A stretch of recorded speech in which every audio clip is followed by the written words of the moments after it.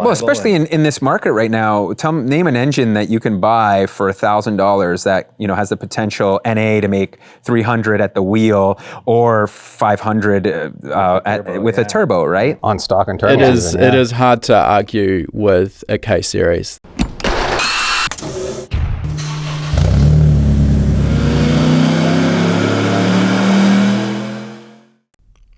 Welcome to the HPA Tuned In podcast. I'm Andre, your host, and in this episode, we've got Pete and Dave from Speed Academy joining us all the way from Canada. Our Speed Academy is one of our favorite channels on YouTube. They cover some really interesting projects, and they have a really down-to-earth approach to their projects as well. They both come from the print media, car magazine background, and print media, obviously these days, it's definitely on the decline. So Pete and Dave saw the opportunity to start the Speed Academy YouTube channel, and they've gone from strength to strength. Really interesting and broad-ranging conversation within this interview. So we start by getting a little bit of background as to how they actually got started wrenching on cars. And they've actually followed a pretty similar path to myself, in so much as there's no formal qualifications, which I think is really important for those who are maybe just building a project car in their back shed, just understanding that no, it's not absolutely essential to become a qualified mechanic in order to build your car, build your engines, etc. As well as this, we dive into what it takes to become a successful YouTube channel. And I'm sure a few people listening to our podcast have maybe have considerations about whether or not it's viable to actually go full-time and make a living out of a YouTube channel. And obviously, there's a lot of people doing exactly that. So we talk about the pros and cons of becoming a YouTuber and what's actually necessary and how hard it is to get it to a point where you're going to make a living from it. A couple of my favorite projects that Speed Academy currently have on the chopping board is their Jdm Legends Series, which covers Pete's R34 Nissan GTR, still one of my favorite cars of all time, and also Dave's JZA80 Supra. These cars are definitely two of the best cars, I think it's safe to say, that ever came out of Japan. Maybe best cars, at least most popular cars. So we dive into what it takes to modify a car that is now also skyrocketing in price as well. Now, a bit of background as well with Speed Academy. We actually got involved with them during their Mitsubishi Evo build, and Dave actually went through our practical engine building course and put basically that course into use when he built his own 4G63. So real world living proof that our courses can actually be used firsthand like this to build an engine by someone who has never built an engine before. So before we get into our interview, just a quick introduction to HPA. If you aren't aware of who we are, we're an online training school. We specialize in teaching people how to build performance engines, how to tune aftermarket and factory engine management systems. We also cover motorsport wiring, and we cover race car setup and race driver education.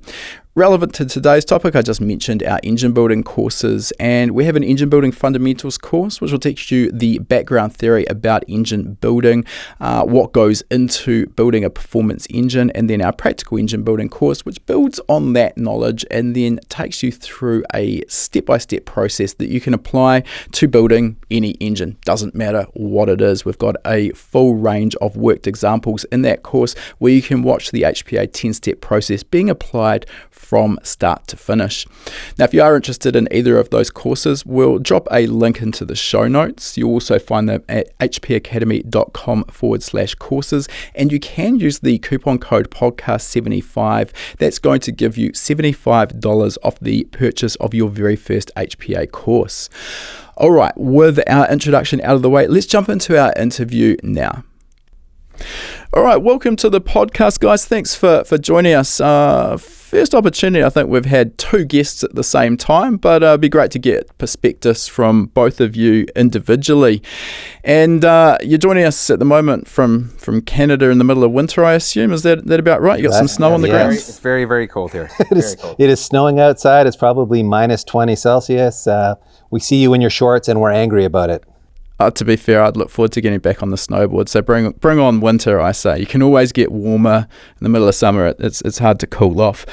All right, let's actually get into our topic, though. And you guys are obviously fairly well known across the international car community for your Speed Academy YouTube channel.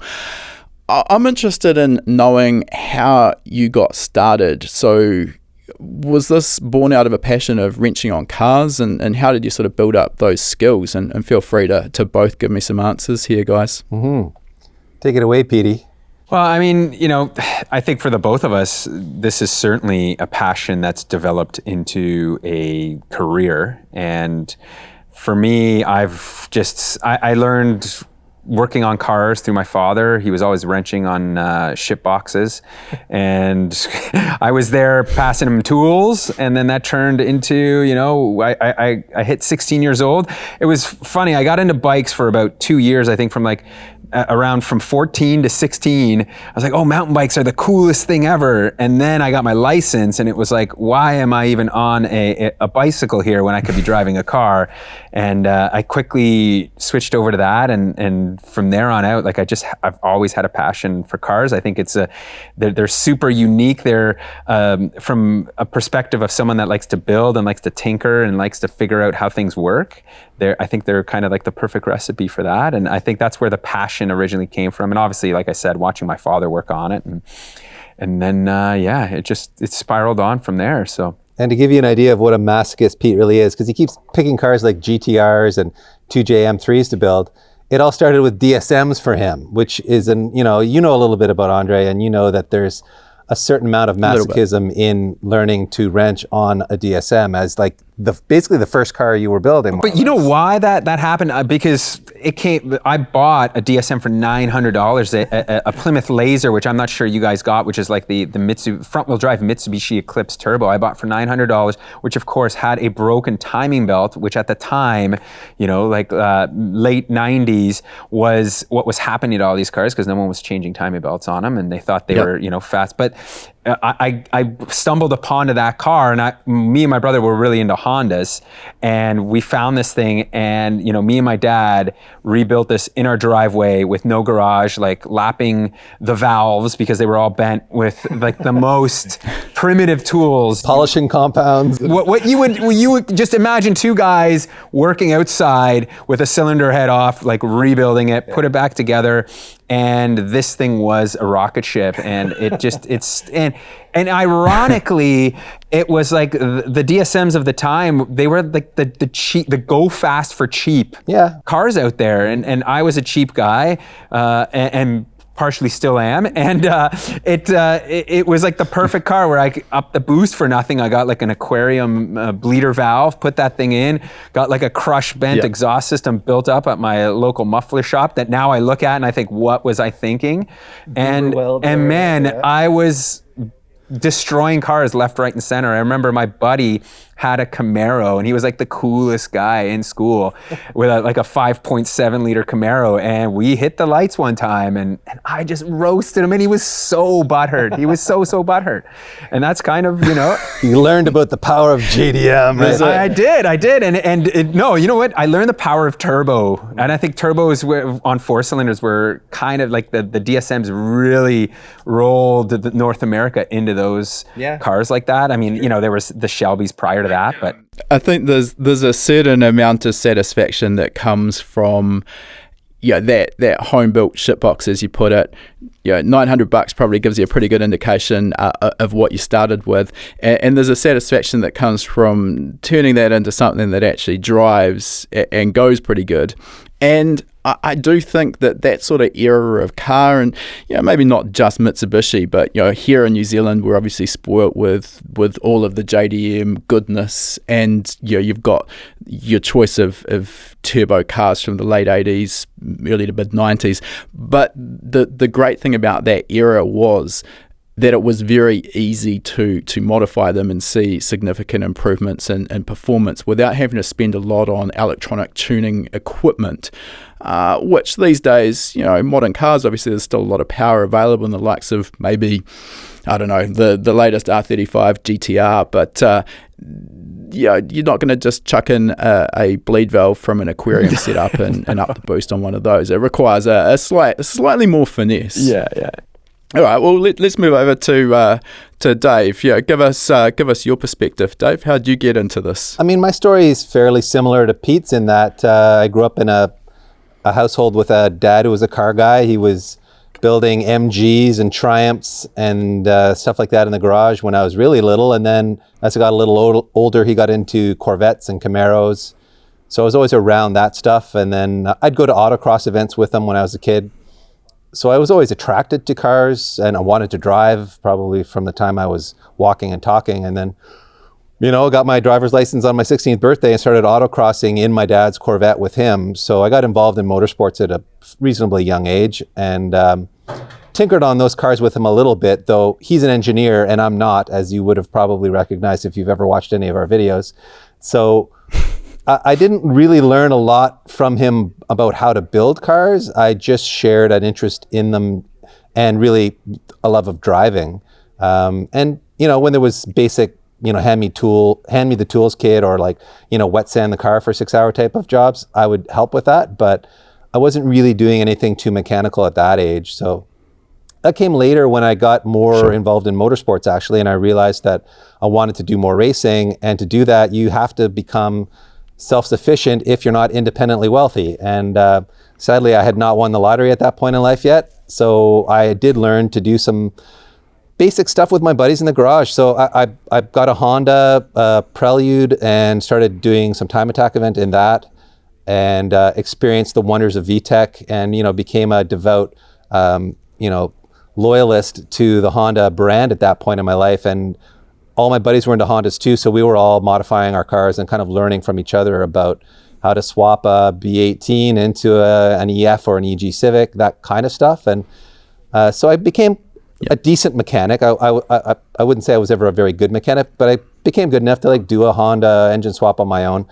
And really, calling that an engine swap's a bit of a joke because really it all just bolts in there. It's a bigger engine, but it just bolts in there. There's not a lot of welding needed for that. Yeah, back then it seemed like it was a quite an accomplishment, but looking at it now, it's kind of hilarious that we even call those swaps. But that's really how it started for me. And then the motorsports hobby led to some opportunities to write some stories for car magazines, both locally and internationally. And then I eventually got offered a job full-time working at a car magazine out of the Toronto area here, which is where I met Peter. He was working there as the technical editor. I got hired as a senior writer, kind of writing feature car stories. And Pete was doing the more technical stuff parts reviews or bolting on parts to project cars. And then his role there evolved, my job there evolved too. And we worked there for 11 years? Yeah. Something like that. So we had a good run in the print magazine world where we got to, go to all the cool car shows and build a bunch of project cars and, do all that car guy stuff. Lived through the heyday of, import car tuning. I cringe when I say that, but that's what they called it back then. To ride that fast and furious wave there for a minute. So, that's how we were making our living while playing on cars. And I guess you guys would have also seen the rise and fall, I guess, of print media. And I mean, I'm guessing to fast forward, am I right in assuming you probably saw that the writing was on the wall for print media and, everyone was moving to online options instead? Yeah. Well, ironically, the publisher that owned Modified Magazine, it was in Canada, and he had sold to a large U.S. publisher. And in doing so, we already kind of knew it was things are starting to change because he was at the forefront. He always knew what was going on, and at that point, he was buying up forums. That was his next big thing, and forums were kind of on the up and up then.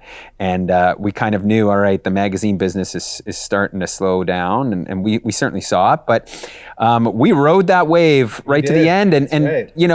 I don't regret it. I'm sure if we had started a YouTube channel 3-4 years earlier, we'd be way further ahead. Mm-hmm. But the magazine job was just, it was glorious. I think looking back now, and probably at the end of my life, I'm going to think that the magazine job was probably the greatest thing that I've done as a career, and potentially will do so, just because there was like so much good things happening. Like everything came together. It was the heyday of like you said, Hondas and just like turbocharging and all this, and it was everybody, there was so much money in the industry as well. So we were able to travel, go to events. Like we were going to Japan, over to Europe. I've been, Australia. Yeah, so. It was the heyday in some ways. But I mean, on the other hand, we're living in an age of access to information like never before. Like when I think back to when I started working on cars, I had no idea what I was doing. And unless I could find people who did know what they were doing, there was no way to really learn. And now you can go to YouTube University, or you can go to HP Academy and learn things which you just never had access to before. So no, 100%. So, and this is exactly what I lived through when I started STM, my old business. And that was kind of the heyday of, as you've said, the Japanese car, JDM cars, and print media. The forums were there, but they weren't quite as big as they got to. YouTube wasn't really a thing, and trying to find the information, it just wasn't as easy as it is today. So I think particularly those enthusiasts growing up in the modern era, you're almost spoilt for choice. And while obviously, we offer training courses, even aside from those, there's just limitless free information out there. The challenge, of course, with some of the free information is sorting that fact from fiction. And everyone's got an opinion, and sometimes those posting that information maybe aren't the most qualified to be giving it, but I digress away from that. I do reckon, though, just before we move on from print media, I do think that it's a shame. I love online information and the ability to find anything basically at the click of your fingers or a mouse. But, I've still got a stack of old magazines which they've got a different kind of appeal, I think. So it's a bit of a shame that print media did sort of, well, it's not quite dead, but definitely it's on its last legs, I would imagine. Which obviously brings us to Speed Academy, your YouTube channel. And I mean, while it's a slightly different angle from where we go with these podcast interviews normally, I think it's fair to say there's probably a bunch of our followers or listeners who are maybe considering, like, is YouTube a viable option? Can I become a YouTuber? What's involved? Can I actually make a living out of it? So could you maybe give us a bit of a rundown on how you started Speed Academy and how challenging it's been? Yeah, I mean, we started it because the magazine literally closed. So as Pete said, we wrote it out to the bitter end.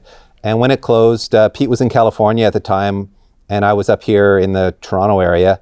And we said, what's next? Do we take jobs at other magazines or with online, media companies or PR agencies that work in the auto industry? We both had job offers to go places. So we had options, but we both wanted to kind of keep doing what we were doing, which was building cars and driving cars and having fun with them. So we thought, why not give this a try? We'd seen other online media companies blow up. We could see that there were, YouTubers having success with this content. And to be honest, we didn't really start with YouTube as our focus, though, did we? We started with a website, thinking it would be more magazine-style content on a website, and the video stuff would sort of be supplemental to that. But 6 months in, I would say, we realized the YouTube side was getting many more hits than the blog was.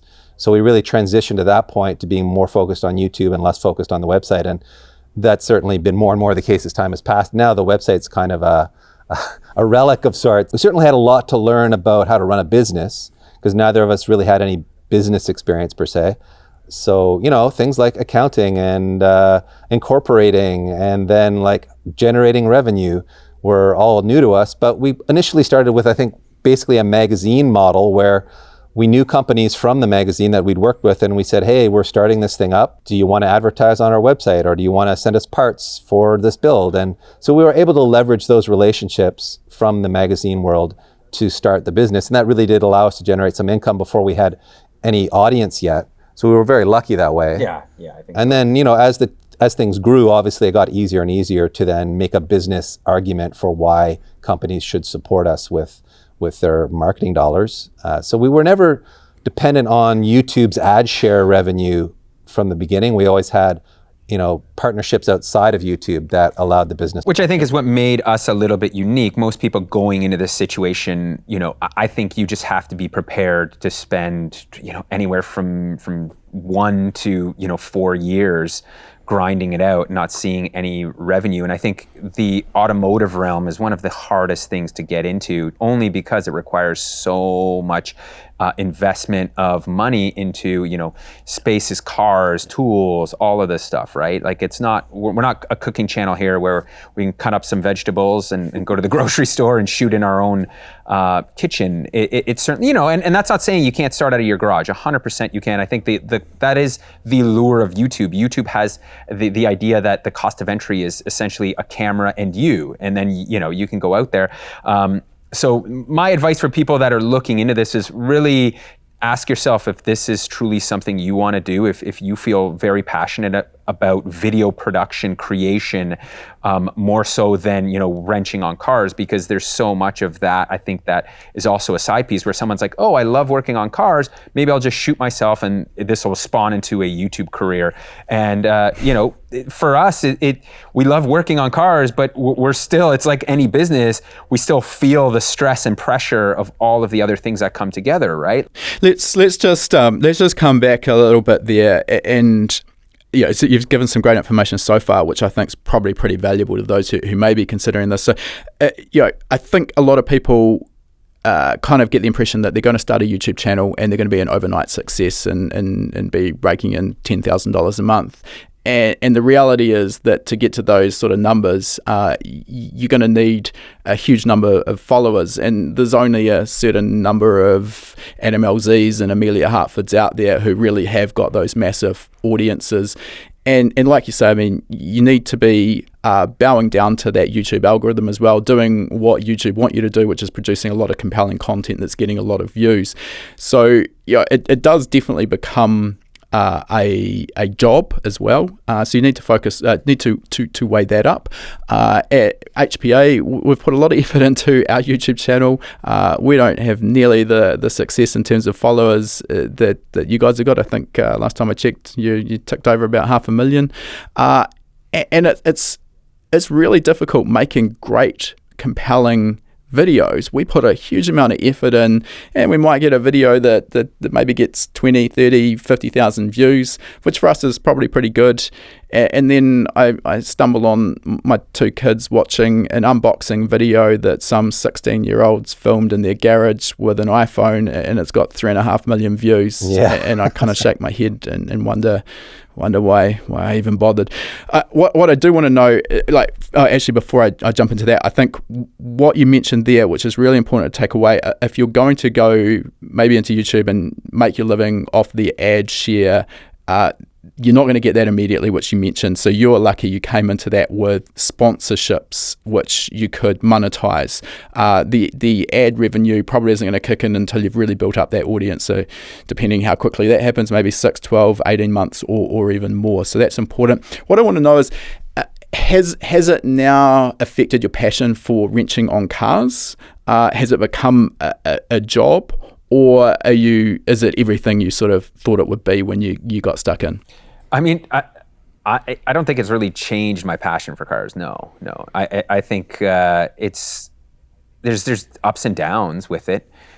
I think if this was a hobby, right now, me and Dave would probably be taking a month-long vacation somewhere warm and just relaxing. We'd be going to New Zealand. Yeah, truthfully, yeah, something like that. And then coming back and working on your car, where we just have a schedule we have to keep. So there's days that you don't really want to wrench, or other things come up, but you still kind of need to do it. But my passion is still there, and I don't look at it from a different perspective. Like if I was doing this in my home garage, I think I would be doing much of the same per se, on maybe less of a scale of a budget that we have, right? I think that's the big difference is when you run a business like this, there's a lot of justifications you can make, and you can, say, well, I'm buying this part, I'm writing it off, or, we're doing this, and it's part of the business. So we go that way. We're at home, I get it. People are on much more of a budget, right? Yeah. And just the sheer number of builds that we have to do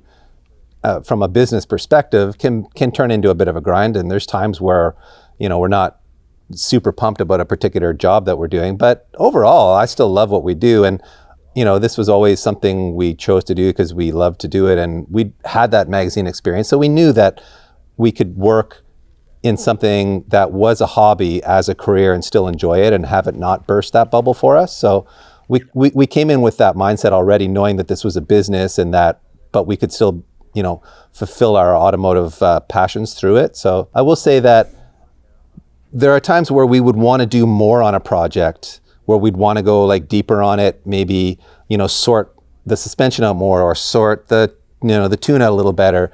And because we're under the pressure to get builds done quickly, sometimes we don't get to do that. So like, that's my one pet peeve with where we're at right now, is that we don't get to spend the time really fine tuning things as much as I'd like, because that doesn't make for good content, or at least it doesn't make for good content on our channel. People don't want to watch that on our channel. So we've had to sort of trim the fat on some of that. Yeah. Overall, I think we're still really happy that we're able to make a living doing what we do. So we're not going to complain, Andre. That's not very Canadian of us to complain. It really is a great time to be alive if you want to go down this path, because you can make your passion into a career, which is perfect. The old saying, if you do what you love, you'll never work a day in your life. And I've really embraced that over my career. And yes, there are days where I'm doing things that maybe I'm not 100% in love with, but I think 95, 98% of the time, I get out of bed and go to work with a smile on my face, and I really do genuinely love what I'm doing. So I'm very grateful for that. One of the things perhaps I'm not so grateful for, which I'm interested to get your perspective on, is the comments section. And I think this is something that's really spawned out of social media, and everyone obviously has an opinion, and these days everyone's really willing to share that opinion, whatever it may be. And I think that's great. Obviously that's the right that social media gives you. I personally am pretty careful with how I work online in terms of, if I'm commenting on something, I tend to try and treat the comment that I make the same as how I deal with someone in real life. And that's, I think, pretty good way to get by. But unfortunately, I seem to be in the minority. So long story short there, how thick a skin do you have to grow to work and put everything out there on the internet? Does it keep you up at night? Do you cry yourself to sleep with some of the comments, or does it just not bug you? I think it's one of the most difficult things to deal with, again, in an automotive space, because we're working on vehicles. We're not experts on every car we work on. We don't build a Honda Civic every time. Usually the projects we start, we want to start new ones, fresh ones. So we're learning as we go, and you have a comment section that continues to tell you, you've done this wrong, you've done this wrong, oh, you should have done it this way. And that just creates doubt all the time, right? And that's partially why we've torn apart an RB26 3 times, because you put it back together, someone says, oh, you should have done this. Okay, so we take it apart, we put it back together, and someone says, oh my goodness, this needed to be done. You didn't do this, your engine will explode. Trust me, I'm an internet expert. And and here's the thing, you don't know if it's a 15-year-old making that comment that just read a bunch of forums, or it's Andre sitting there that's, actually has a lot of knowledge. And I think that's where the biggest problem is. And it certainly it doesn't keep me up at night. It certainly creates situations that I don't really like, where again, it's just creating doubt. There's also comments that people just, go off, and I have I kind of let loose sometimes and just, tell people like what you're saying is completely wrong, or say, hey, give me the data, right? Like I just recently, I'll give a really quick example. Someone said stock turbos, R34 turbos on a GTR can make 500 wheel horsepower. And I said, that's incorrect. He kind of said, why did you guys pull that engine? You guys shouldn't have left it. You could make your power goals on it. And I said, no. And I said, please provide me with some data. And the person just kept going back and forth, attacking in every other way. No one ever wants to admit they're wrong, right? And it's just a circle of a toilet spinning downwards until you get to rock bottom. The comment section is a toilet. Let's just end it there. No. You know what? I think when we first started, the comment section used to get under my skin a little bit if people were saying just asinine things, but it doesn't bother me at all anymore. I don't lose a wink of sleep over it, partly because I don't worry about the technical stuff the way Peter does, because really Peter takes the lead on most of the technical things around here, so he worries a lot more about that stuff than I do. But I also tend not to give people as much credit as Peter does. So if I have questions, I'll usually seek out an actual expert, not in the comment section, but in real life, say by reaching out to someone like you on Instagram or Messenger or email, or we have relationships in the industry. We've been around a long time. We've earned these gray hairs. So we reach out to people who we actually trust and know that motor well. I think it's actually worth mentioning there that no one in this industry knows everything, and you've said yourselves there, you're not experts on every car that you're dealing with. That just goes with the territory. I mean, no one pulls apart an RB26 for the very first time and knows intimately all the little tricks and traps that particular engine actually has. And the RB26 has more than its fair share, unfortunately. And as you say, I mean, I've had messages from you a couple of times, particularly with that RB26. Hey, someone said this. What do you think? And I'm able to draw from my experience because I have built those engines before. I've dealt with them, I've tuned them. They're pretty common here in New Zealand. Likewise, though, I don't know everything. And when I'm dealing with an engine that I'm not particularly familiar with, I'm fortunate enough that I've got my own network of people that I can reach out to, and the likes of Tony Palo, I've hit him up with a bunch of questions about R35 GTRs because I don't deal with the number of them that he uses. So I think he does, I should say. So I think it's really important to have break down the sort of mentality that we know everything, we're experts, and we cannot reach out for help, because that's just simply foolish. And we're going to advance a lot faster if we ask for help from people who actually genuinely do know more than us on a particular job. For sure. Now you've talked about the RB26, and you guys are pretty lucky that currently you're working on two of my favourite cars. You've got a Supra and an R34 GTR, and particularly the GTRs in the US, the R32, 3 and 4 don't appear to be as common as we see them here in New Zealand. How did that come to be that you stumbled upon those two cars? We had this idea of shooting a video series on Jdm Legends, some of the greatest cars to come out of Japan, and we had the hopes of really setting the views on fire. Like, what car would get a lot of views? And we thought the R34 GTR would be exactly that. The really awesome thing about Canada is we have a 15-year import law versus the US, which is 25. So we're able to bring in cars that are 15 years old, which gives us early access to a lot of newer vehicles like the R34 GTR. And 2 years ago, we set out on the quest through our importer, Craig at Bonsai Rides, to find us an R34. And we weren't expecting to get what we got for the money. Originally, it was like a $75,000 to $95,000 car, and we stumbled upon this one for $55,000, which was incredible. And that's insanely cheap. Yeah. It was a Monday night at the auctions or whatever. So one of the things you've just touched on there is we've obviously seen with some of these select cars, and it does actually appear to be most of the popular JDM models, is the prices are just going absolutely insane.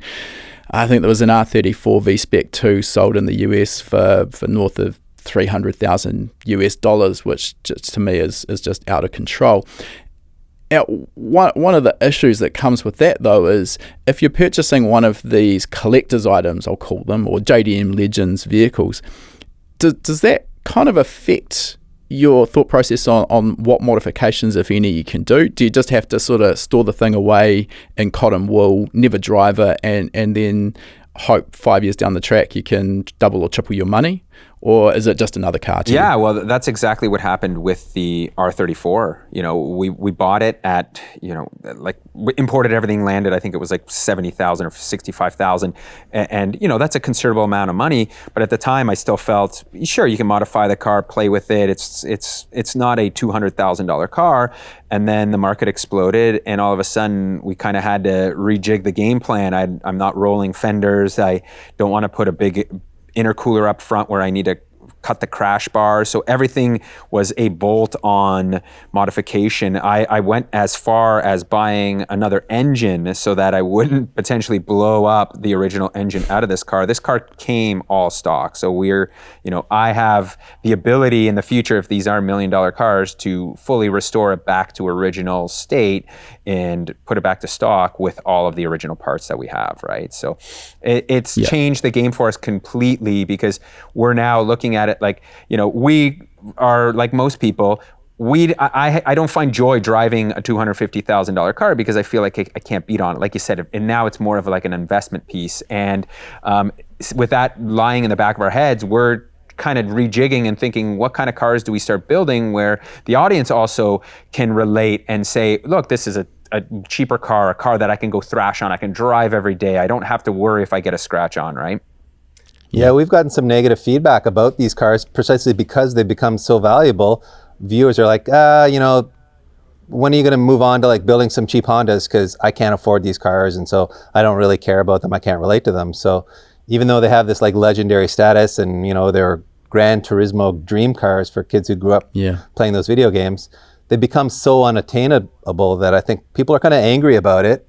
And enthusiasts feel like they're being priced out of the market by investors and by people who are speculating on these cars as investments, as opposed to buying them out of passion for what they really are. So there's been some pushback about it. Yeah, and I guess it's the usual story. You can't keep everyone happy, and I mean, at the outset, obviously, you weren't expecting the prices to do what they've done. I get both sides of things. We've covered cars that are in the $300,000-$400,000 and more price tag vicinity, and I generally find that most enthusiasts can appreciate them for what they are, even if they know that they're probably never going to have one parked in their own garage. But at the same time, you also have to focus on things that are more attainable and more affordable, so they're relatable to the main market. So it's just a case of getting that nice spread across everything. Mm-hmm. Now, moving on a little bit, one of the things you guys are known for is engine swaps, and I've done my share of them over the years. I don't think I was ever very good at them. I always found that they were fiddly and time consuming, but there's a certain satisfaction in completing one and having something unique that does really give you the opportunity to set yourself apart from others with the same model. So can you talk to me about why you'd decide to engine swap a particular car in the first instance? Let's start with BMWs. We all know why we swap engines out of BMWs and put reliable ones in it, right? Do I need to go there? Put an engine in with correctly sized bearings. That's where you want to start. That's right. I fear you're going to be getting offside here with some Euro purists, but let's carry on. Yeah. I think it just comes down to what works and what's feasible for us, for what we need, right? We like to push our cars. We like the idea of building cars that are reliable. And because we're on a schedule, we don't want stuff constantly setting us back with blown engines or, breakdowns and all that jazz. So with the BMW, we swapped a 2J into an E46 M3, and that has always kind of been a dream of mine because I love the E46 chassis. I think it's an extremely well balanced car. The styling of it is so nice, but the engine, even though it's great, it's one of I think the greatest naturally aspirated engines. It just comes with its territory of like headaches and constant maintenance. And after putting a 2JZ into it, it's been the greatest thing. It makes double the power. It actually runs smoother. I don't have to worry driving home that something's going to break. And I think that was the trueness of what an engine swap for me is in that sense. But there's also, like, we did a K swap, a K24 swap into a Nissan 240SX, right? And that was more for like the track. It's a great setup in that chassis because SR20s, I mean, no offense, Andre, but only a lunatic would choose an SR20 as, the engine in a race car, as you've learned multiple times now. So the internet has told me in the comments section multiple times that I should have K-swapped it. And you know what? I actually don't even argue that point.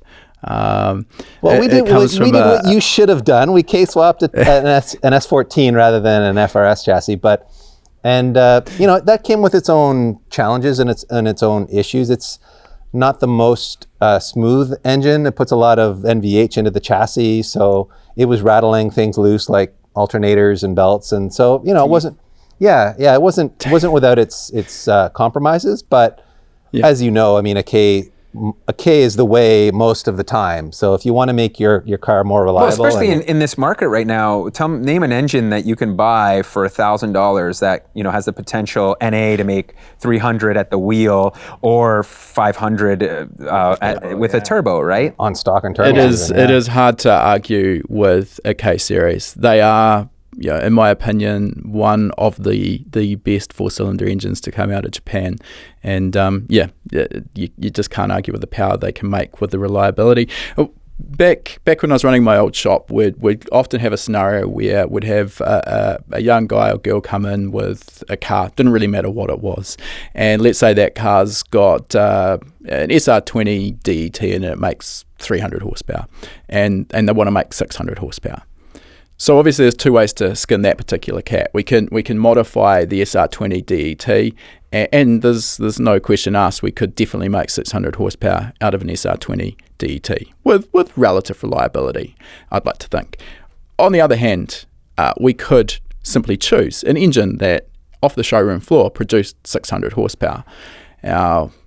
There's a variety of options there. Let's just say, for example, the 2JZ, because you've put that into your E46 M3. Obviously, a 2JZ in stock form's not quite there, but I mean, it's well proven that with no internal modification, 600 horsepower from the 2JZ, absolutely achievable. So when you're weighing up those options, what sways you towards the engine swap route? I mean, I think for us, sometimes it's just the idea of taking a chassis we love and making it more what we want it to be. With engines that we love. With engines that we love and that we know, that we have an understanding of, we know how to work with them, we know what kind of power we can get from them. And sometimes it's just the technical challenge of doing something that hasn't been done before. Like when we K-swapped the S14, it really hadn't been done, at least by anyone locally that we knew. So it was just, we felt like the right engine in the right chassis, and it would be a fun challenge to try to do it. But we also knew it wouldn't be that difficult because the Ks are relatively simple. It's an older chassis. There's no like CAN bus integration that you need to do like we did on the 2J M3, which was a bigger challenge. So sometimes it's just, pick an engine that you're passionate about, put it in a chassis you're passionate about, and it should work out nicely in the end. And like with my 77 Toyota Celica, I don't want to drive around with carburetors puking fuel on me and needing to be, tweaked all the time. I'm not interested in that. I wanted to modernize an old car by putting a newer engine in it with, modern power levels in it, but not so powerful that it makes the car seem imbalanced. So I put a Beams 3SGE in that chassis because it felt like the right amount of power. It was still 4 cylinders. It was still about the same displacement as the engine was originally in that chassis. And it was also an engine swap that had some support from the aftermarket. So I didn't have to like fabricate engine mounts. I didn't have to, fabricate a lot of it. A lot of it was available from the aftermarket. So it made it a pretty easy choice. And sometimes you do choose an engine swap because it has support in the aftermarket, and it makes it much more doable, attainable. Oh, definitely. We're looking at going down that path with our Nissan 350Z, which has kind of been retired now that we're racing the GT86, and that's kind of sat there forlornly. That actually had the SR20 VE turbo engine sitting in it. Long story short, that's why we chose to put that engine into the 86 when we couldn't get our V8 built in time. But that's sitting there at the moment with no engine in it. So we've got a built LS sitting in the shop, and from a handful of different suppliers now, you can buy a full CNC machined engine mount and transmission mount kit to basically make that engine and a T56 trans a bolt into the 350Z chassis, which obviously is nice and easy. I mean, to me, it kind of almost takes some of the challenge and fun out of an engine swap, but if you want to do it quickly and keep your hands clean, it's definitely a viable way of going forward. Now, within reason, if the budget's there and the time's there and you've got the patience, you could literally swap just about anything into any chassis, but some are obviously easier than others. With your own experience, could you give us maybe some of the common pitfalls or traps that you see people fall into when they're considering an engine swap? I think electronics is the biggest one, right? Swapping engines in physically, I think, is the easy thing. Electronics is certainly it, and even more so these days with newer engines. They're just becoming more and more complicated. The ideas of CAN bus and all that are, a myth to a lot of people, myself included. And I think that's always the one thing that people miss in the beginning. But there's just so much resources these days, so many people swapping different things, so many people creating kits, that I think a lot of that has been alleviated for the most part. But I think that's always an issue. And oil pan placement, where we've run into many challenges. For example, with the K series in the S14, we had to build a custom oil pan, and there's just so many of these headaches that come up with that kind of stuff that few people really realize until they start. And if it's been done before, great, pans are out there. If it hasn't, you get there, and now we almost went down the dry sump route, which increases your cost, so much. But sometimes that's the way to go because you just don't have the clearance, right? In that S14 installation, was the issue there with the pan placement, was that clearance to the subframe? Or, the K series is a relatively tall engine as well, and some engine bays, was that the problem? Yeah. It was exactly where we actually modified the subframe and modified the pan and had a custom pan built to make it all work. Originally, we started with a stock front-wheel drive oil pan and had baffles and a whole thing built out up front, like more capacity. But it wasn't working very well at the racetrack, so we went back and had a completely custom pan built. But now there's, Toge Factory, for example, makes a full bolt-in kit, and you can buy an oil pan. So you don't even have to worry about that, right? Mm-hmm. All right, you mentioned the electronic side of things, and I want to dive into that a little bit, because I agree wholeheartedly that is probably the biggest challenge, particularly as cars get more complex. You're going to have multiple controllers through the car. So you'll have an engine ECU, transmission controller, ABS, traction control, even for your air conditioning and your gauge cluster. And the part that's really easy to overlook is all of those different modules talk together over a 2-wire bus called a CAN bus. So the problem when you remove the factory engine and factory engine controller, we can fit a different engine, put in an aftermarket ECU or whatever ECU ran that engine in the factory car, probably get the engine up and running. But the issue then is that the CAN bus communication is now interrupted. So the gauge cluster isn't getting the messages that it was expecting. So we've got no RPM, probably no speed. If you're dealing with the automatic transmission, chances are it's not going to change gear. So those are where those challenges really lie. Obviously, if you're building an all-out race car, that's easy. Remove all of those modules, start from scratch, put in an aftermarket dash, and happy days, we're up and running. What are the options? You sort of, Pete, you kind of alluded to some options in the aftermarket for popular chassis. What are those for doing these engine swaps? How does that work? We're by no means experts, I think, in that area either. What we usually do is rely on people that we know have done a lot of wiring work and integration. So we reach out to those people. Locally, we have NV Nam, who's there. He's a great wiring help. He helped us wire up the K-Swap 240, and with, for example, the 2JZ M3, we reached out to Mark Panic, who built us a custom loom and then ended up doing all the CAN bus integration for us. Yeah, he basically went through the manual and built out a custom solution to make CAN bus talk to that motor. And he said he had, some astronomical number of hours that he put into it because he'd never done it before, but he wanted to do it as a learning experience. I don't know that he would ever do it again, but he did make it work, which was remarkable. It really made that swap much more complete because now you've got an M3 with the factory dash working properly and really, like you said, you can always throw an aftermarket race dash in there and drive it around like it's a race car, but Pete really wanted it to be a street car, and for that to happen, you needed to integrate that. But there are companies that make CAN bus integration modules. Like I know Wiring Specialties makes one for the GT86 or the 86 chassis for a variety of engine swaps.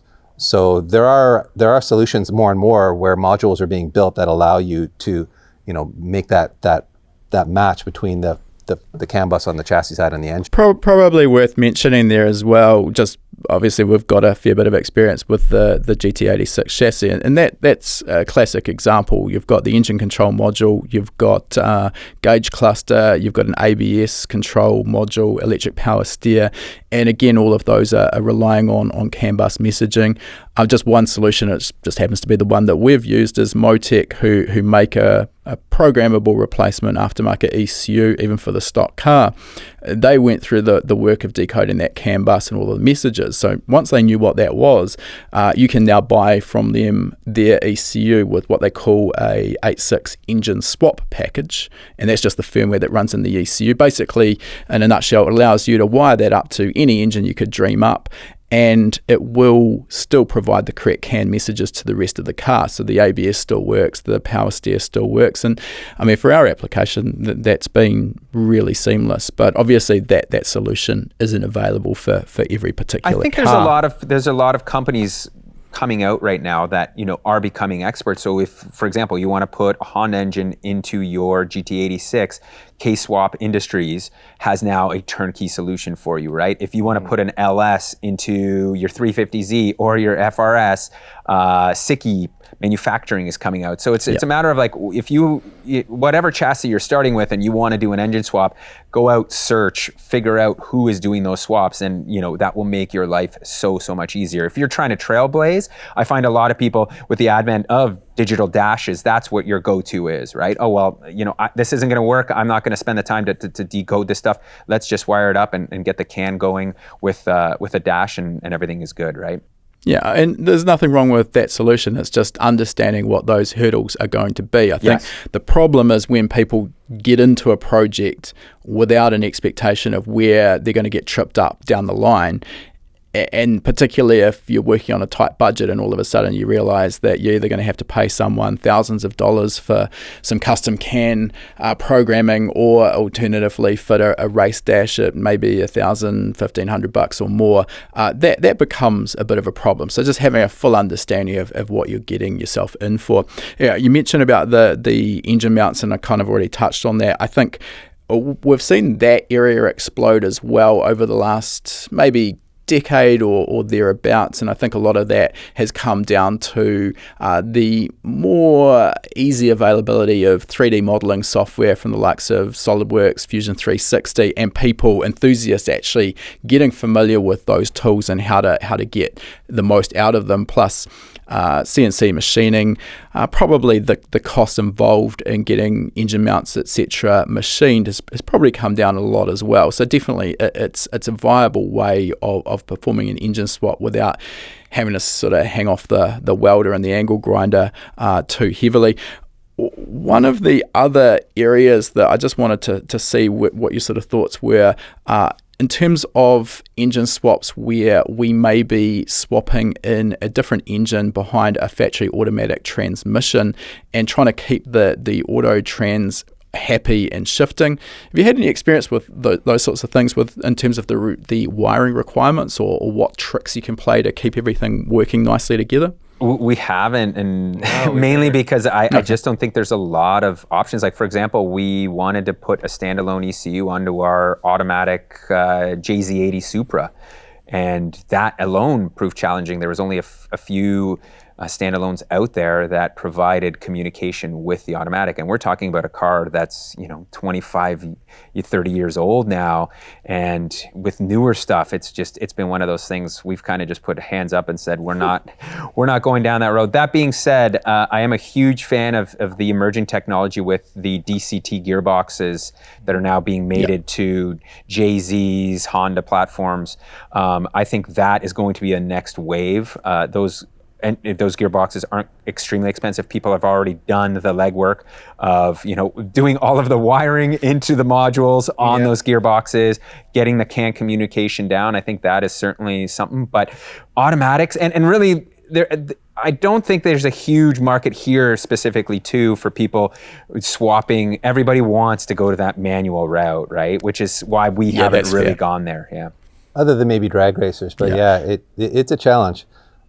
I'm sure you know more about this than we do, Andre. Have you done a DCT swap yet, or have you looked into it?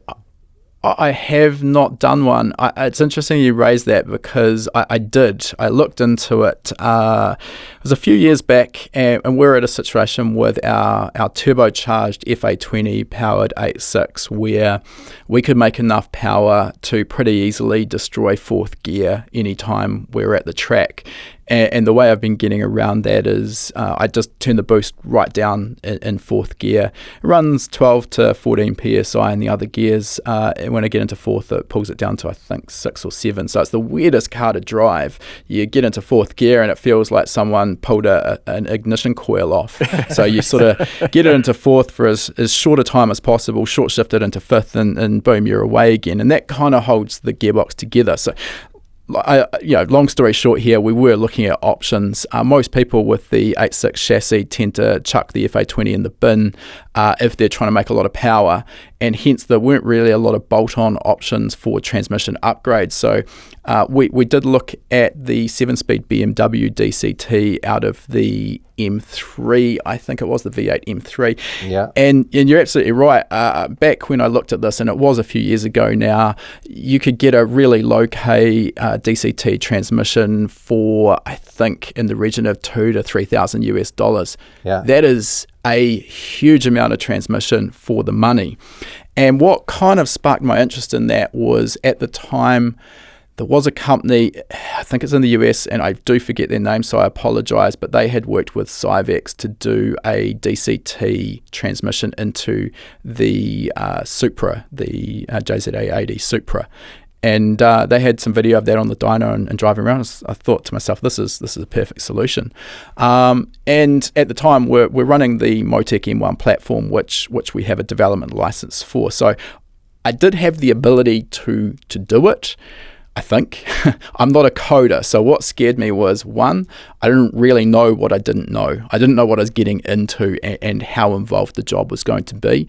It would have required a complete rewrite with how the M1 ECU also controlled the engine, because with those DCTs, we've sort of got two-way torque requests. So when we ask for a gear shift up, the TCM will send a torque request to the engine control module asking for the torque to be reduced to allow the shift to take place. So there's a lot of to and fro, and this is just a very high level, my understanding of it. In the end, with everything we're doing with HPA, I just decided I didn't have the time to commit to the project without a sort of a guaranteed result. But that was a few years ago, maybe 4 or 5 years ago now, and we're seeing more and more companies offer these DCT upgrades. And for me, particularly for an older car, getting it modernized, it's just such a great solution. For a race application, the DCT box does come with a significant weight disadvantage, so that's something that does need to be weighed up. But a hell of a lot of gearbox for the sort of money. We're seeing more and more time attack teams over here going to DCTs, and it's certainly not been easy for them. There's a couple of teams I can think of that have gone through at least a season of toothing pains with it. But I think it's Max ECU out of Poland that seem to have a really good solution now that a lot of tuners are going to. Are you familiar with that? Yeah, that's what I understand too. Yeah. Anyway, it's something we're looking into. Pete's thinking about maybe putting one in the 2JM3 because he doesn't love the current gearbox in there. We used a SMG gearbox that we didn't put the manual detents into, thinking that the sort of like spring-loaded shifter that we used would make up for it, but which is great for race application, but on the street, this is another great lesson. If you're building a street car, try to think about putting everything in that is street spec versus going with race car parts, because things get chattery very quickly, they get noisy, and it's one of those things. We're also our tastes are changing, right? As you age, I think you kind of start realizing like, oh, driving around with a car with no ground clearance and tons of camber and solid engine mounts isn't the greatest thing. I want something that I can actually enjoy a little bit more than what it looks like. Right? Not every car you own has to be a race car. That's true. It used to be everything was a race car. Yeah, I couldn't agree more. I've seen exactly the same over the 20 plus years I've been in the industry. My tastes obviously have matured. It's a kind of a natural thing. Back when I first started, I wouldn't be seen dead driving an auto. I actually quite enjoy driving our Commodore around as a daily driver. It's just easy and kind of lazy and does the job. But I think more importantly, what I wanted to come back to on that note, and I see so many people make this mistake because they don't have a good comprehension of what the end result is going to be. Is basically we get a guy or a girl wants to modify their car, and they fit the solid engine mounts and they fit the solid center paddle clutch or twin plate clutch or triple plate clutch, and then they fit the solid diff mounts and they lower the thing to within an inch of its life, and they're still daily driving this car. And particularly if you ever have to drive that damn thing in traffic, start-stop traffic, you are going to hate your life. So I think it's really important to actually sit back before you spend your hard-earned money and start making modifications to a car, to actually have a really honest think about how you're going to use the car and what you want out of it in terms of enjoyment, I think. Yeah. What do you guys think about that sort of angle? No, you're absolutely right. I think you do have to be honest with yourself about what you're going to use the car with. Like, everybody wants to build race cars, but everybody wants to build a street car that looks like a race car. That's right. And they'll only ever take it to the track once or twice a year, and the rest of the time they're commuting in this thing, and their kidneys are bleeding and their fillings are falling out of their teeth and they're hating life. Yeah. And it's a lesson a lot of us learn the hard way, but once you've done it enough times, you do realize that maybe you shouldn't be daily driving your race car. And there's ways around it that require a little bit of common sense, and sometimes requires a bit of budget. Like, if you can afford to have a race car and a daily driver, well, then you're laughing, right? You can have your cake and eat it too. But for those of us who need to have one car, you definitely want to be smart about what modifications you do. And usually that just involves like the basic stuff. Put better tires on it, put better brake pads on it, maybe lower it, but don't add a ton of spring rate. Don't put a giant fart can on the back that are going to damage your ears. Have a bit of restraint, basically. But there's a rite of passage, because we've gone down that road, so we know, we've experienced that. We've had our ears bleed. We've felt our fillings, kind of crack. And a lot of people, when you're young, you don't know. You just want it to look like what you want, right? Mm-hmm. And I think that trumps everything, and you go down that road, and I think that's as I said, a rite of passage that you can take. It does get expensive. For me, if you watch our channel, we're always kind of now presenting this OEM plus idea of like, take your vehicle, OEM did well, now just like make it a little bit better so you can enjoy it, and so it's a little bit faster, it corners better, it handles better, right? Or it brakes better, kind of thing. Yeah. I think that's really smart. I believe that's probably where I'm at the moment with what I enjoy driving. I am fortunate enough that we have a dedicated race car, so we modify that in a different way, and I can kind of head out to the track and basically blow some steam off there. And still have an enjoyable daily driver, which isn't sort of modified too crazy. I think the other problem that has fueled this to a degree is with online magazines, forums, etc. Basically, everywhere we look, everyone has 1,000 horsepower out of their car. So when it comes to enthusiasts getting into it, obviously you look at what everyone else is doing. Well, obviously I need 1,000 horsepower to be happy.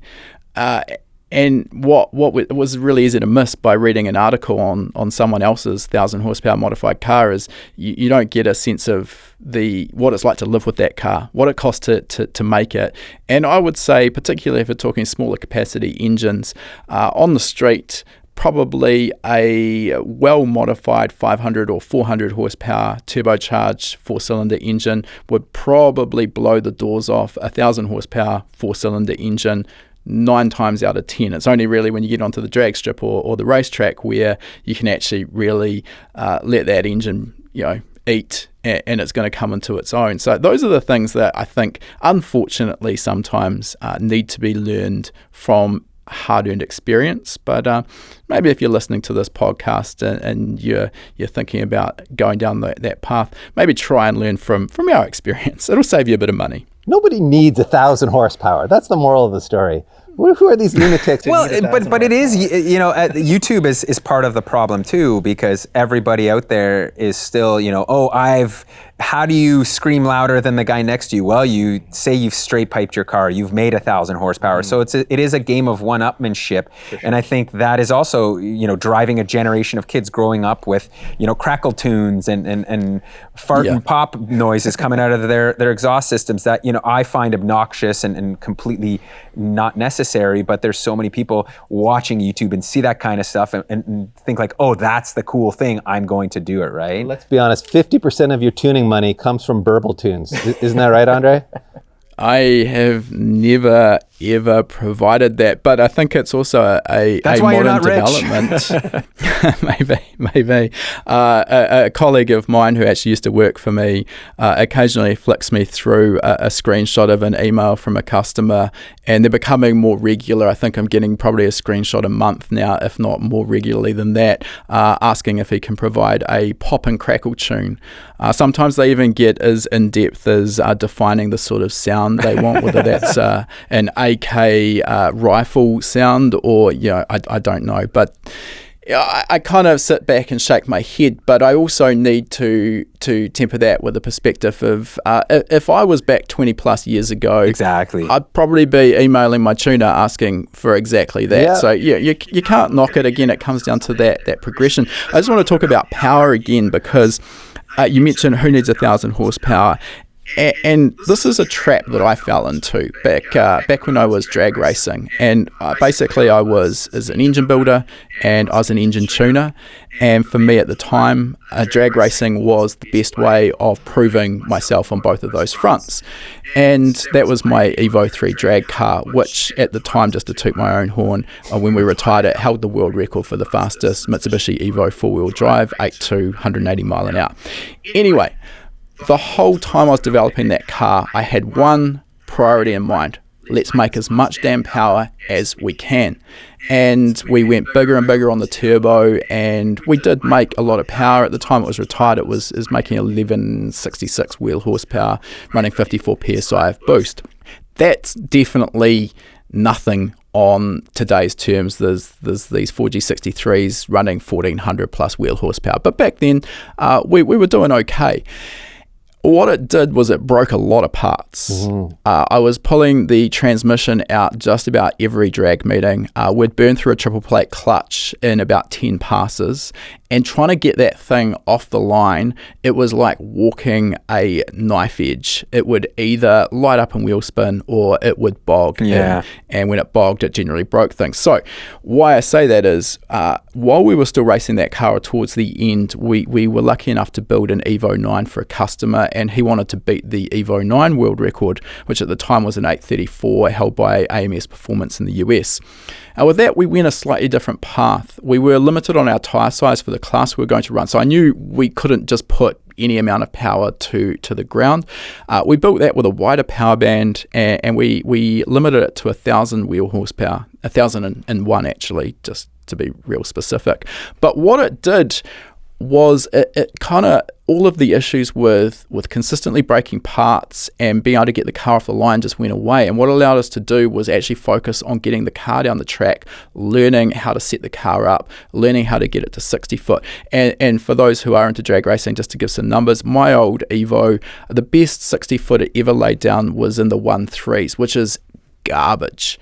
On its best pass, it's 8.23. I think it was in the 1.4s. Absolute garbage. Wow, yeah. And the Evo 9 that we built, while it's still nothing to be, sort of writing home about, it was every pass on a good track was 1.260 60 foot. It was within a few hundredths every pass.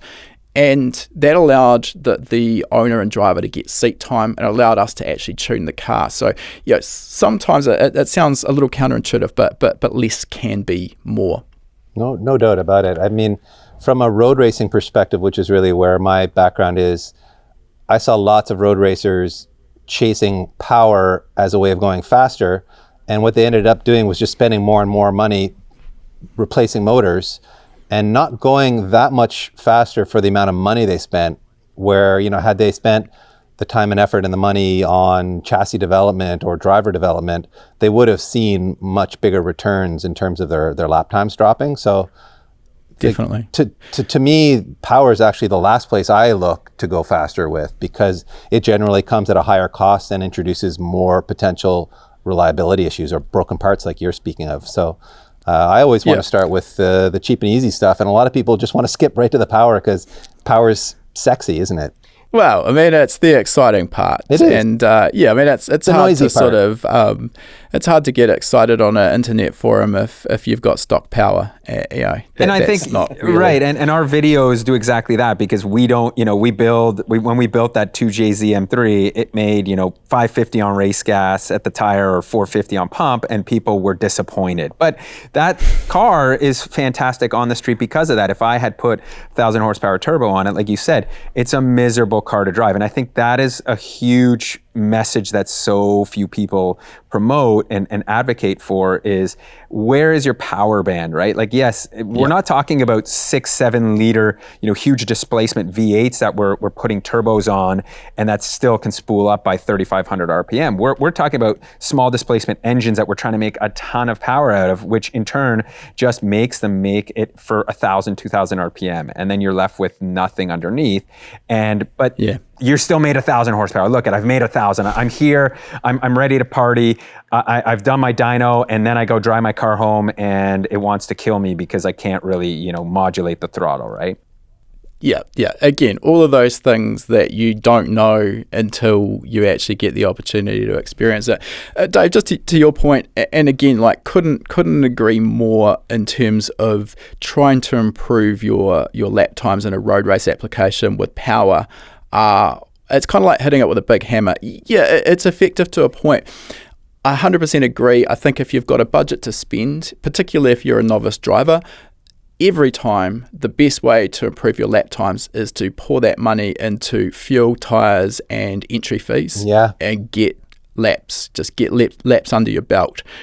Beyond that, suspension, brakes, that's really the easiest place to find lap time, but also make your car that much more enjoyable on the track. Exactly. And the other bit I wanted to mention here, which is easy to overlook, is if you've got a stock car or a slightly modified car, maybe your suspension setup's not dialed in properly, and maybe it's a little bit of a handful to actually drive. If you go and add another 50, 100, 200 horsepower to that, all that's going to do is magnify all of the evil handling aspects and is going to take a car that was barely manageable in stock form and turn it into an evil handling nightmare. And you're only opening yourself up for an accident, which obviously no one wants. So again, it can be hard advice to take, but time and time again, I see people making those mistakes and get a better result with probably less money and also in less time. So really important for people to take that on board. Right, I want to just ask another question, which is always going to be a very personal thing, but both of you have had the opportunity to work on a fairly broad range of different vehicles. We've talked about a little bit of this anyway, but for you, when you're looking at choosing a car, the modifications you're going to make to it, what is it that you're looking for? What, to you guys, makes for a really great car? That's a moving target for me. I mean, it depends on what we're building. Like with the Lexus LS 430 that we built recently, which is why I keep bugging you for more UZ updates on the motor you should have built and put in your GT86. We tried. I mean, we built that as a street car that was just meant to be a little bit more stylish, a little bit more powerful, a little bit better in the corners, just to prove it incrementally and make it an enjoyable street car without falling into all those pitfalls that we just talked about by making it too stiff and uncomfortable, or too loud and uncomfortable, or too powerful to the point where, the power band is too narrow. So, my goal with that build, our goal with that build was to make it a really cool street cruiser and a highway cruiser. And I think we actually succeeded on that one. That car, I think, exceeded our expectations in a lot of ways. Yeah. It turned out to be a really nice road car.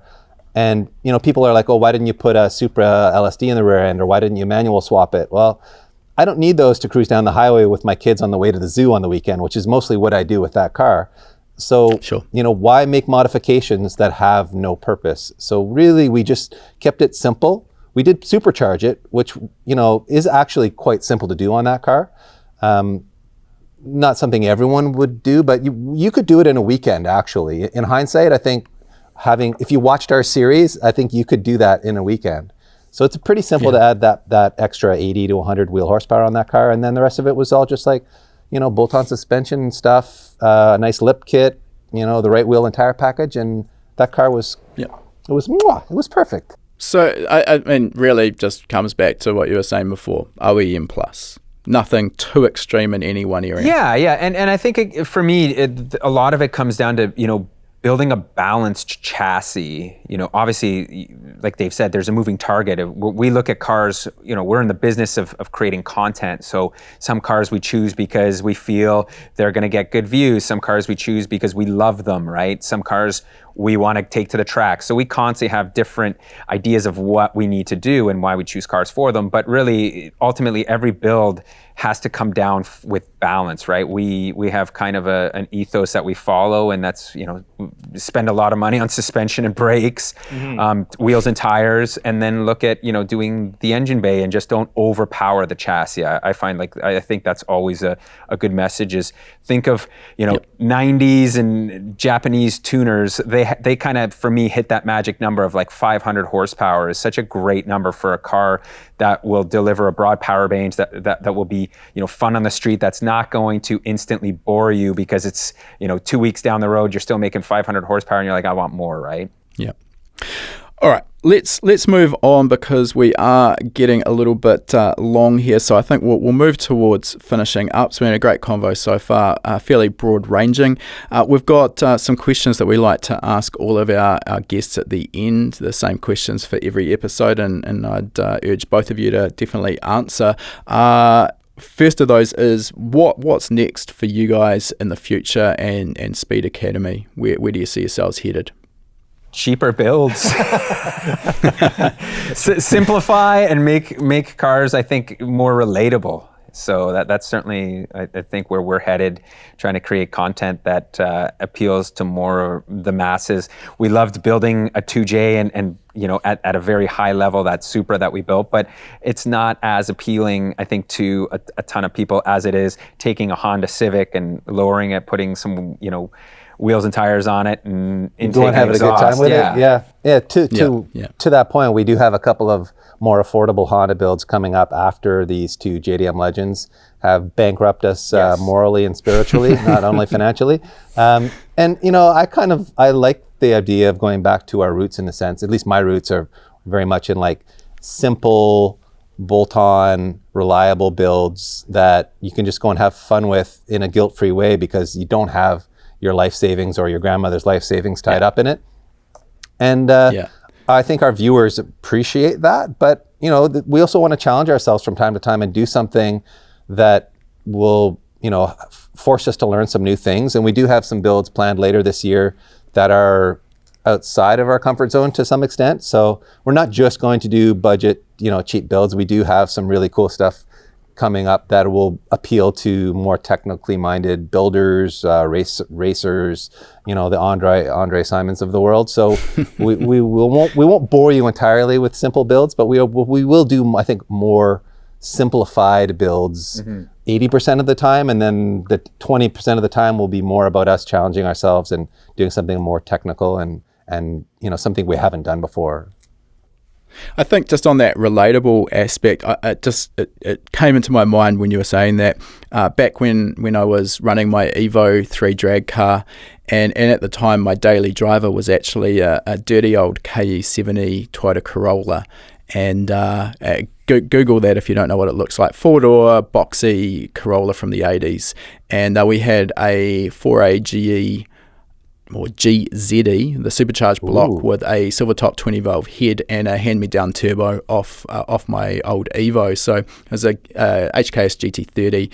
On race gas, it made 500 wheel horsepower. So it was no slouch. Wow. And we would put both of those cars in these car shows all around New Zealand, and they were side by side. And it was interesting to watch because 9 out of 10 people that would come past our stand would spend more time looking at the KE70 Corolla than my Evo. And I think that just literally came down to the fact that it looked like it was more achievable, more attainable than the Evo, which is 100% correct. That Evo at the time was probably, I'm guessing, the cost of a modest 2 or 3 bedroom house, and fortunately I never ever added up the bills. No one wants to. No, you never do that. So, don't do that. All right, next question. Any advice you could give to a younger version of yourselves? You've had both of you, long and illustrious career. I'm not calling you old, by the way, but you've done a lot of things in your time, and it's not your conventional career path. Is there any advice you could sort of give to young guys or girls out there maybe wanting to become world famous YouTube stars like yourselves to fast track their experience? Work hard, and just take more chances. If I could talk to my young self, I would just say be a little bit more aggressive. Don't be as conservative with life choices. Drive fast and take chances, kids. That's the way to the top. That's right. No, I would say solid advice. Go and learn. Don't just have the dream of I'm going to become a YouTuber, and then like I see a lot of people do, sit at home and wringing their hands about it and shooting videos and never uploading them, and then not getting any feedback because they're afraid of what the comment section might light up with. I would say just the sooner you start, the better. Just do it with anything, and just repeat it, and you will get better at it by doing it. So, I would say stop sort of thinking about it, start doing it, and you will learn by doing. And I think, to me, the most obvious sort of shortfall I see with people that are trying to start their own YouTube channels is they just don't upload enough. They don't produce enough to learn at a fast enough rate to get better. Yeah. I mean, I think we generally, as humans, don't like to fail. And I get that because I don't like failing. It's not a lot of fun. But when we fail, we learn. So unfortunately, it's kind of a natural requirement in order to actually get good at something. And the other sort of rule of thumb is, it takes 10,000 hours to achieve mastery in anything. Yes. And becoming a successful YouTuber is probably no different. So yeah, I think solid advice. Just get out there and do it, and worry a little bit less about failing. And I think we could apply that mentality probably to just about anything. Quit with the analysis paralysis, jump in and actually learn while you're doing it. And real quick too, just remember that it does take time to become, successful. And like you said, the 10,000 hours, I think it's one of those things. There's so many people, will spend a month doing something and then feel like they're not where they're supposed to be, and they give up, right? Like it is, the world still rewards hard work. Yes, there's luck that I think plays into a lot of things, but hard work first and foremost is one of those things. And without, realizing that, have realistic goals, you're not going to become a YouTube star in a month, right? Like it's just one of.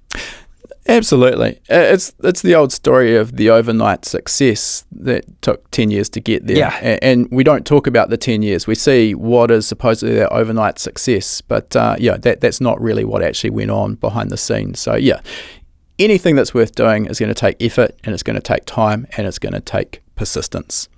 Right, last question for today. If people listening would like to check out what Speed Academy do, follow along, where should they do so? Well, of course, there's YouTube, and if you search the term Speed Academy, you'll find our channel there. That's really where most of our content goes these days, but we're also on Instagram. Is it just Speed Academy on Instagram? Yes. We're on Facebook as well, and we have a website. If you actually, care to read, speed.academy, no .com. It is just www.speed.academy.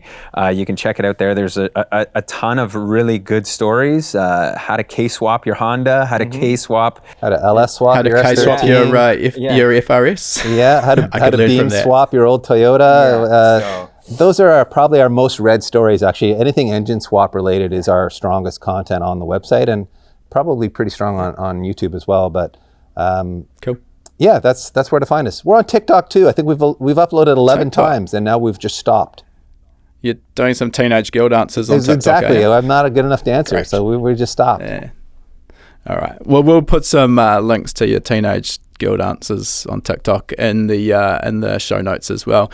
All right, guys, thanks heaps for joining us today. It's been a great conversation, and we'll look forward to seeing what your relatable and affordable content is in the near future. Cheers. Thanks, Andre. Appreciate it.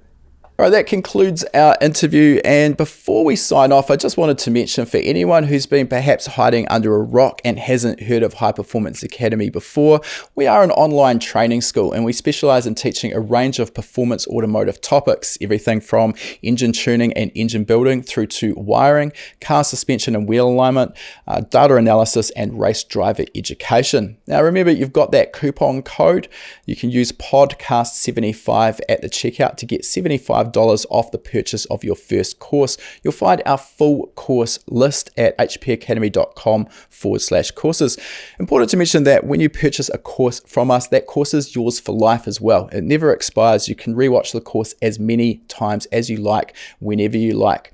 The purchase of a course will also give you 3 months of access to our gold membership. That gives you access to our private members only forum, which is the perfect place to get answers to your specific questions.